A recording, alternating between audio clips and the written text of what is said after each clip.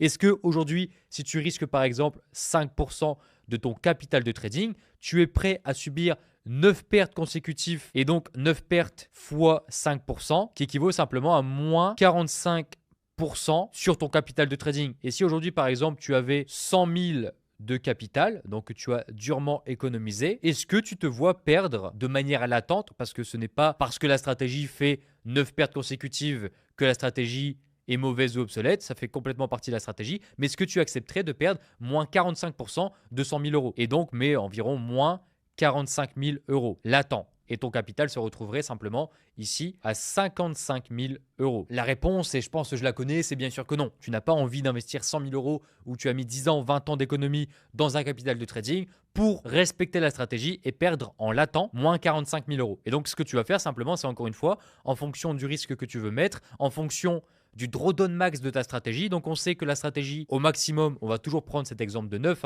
de 9, ok, quelle somme d'argent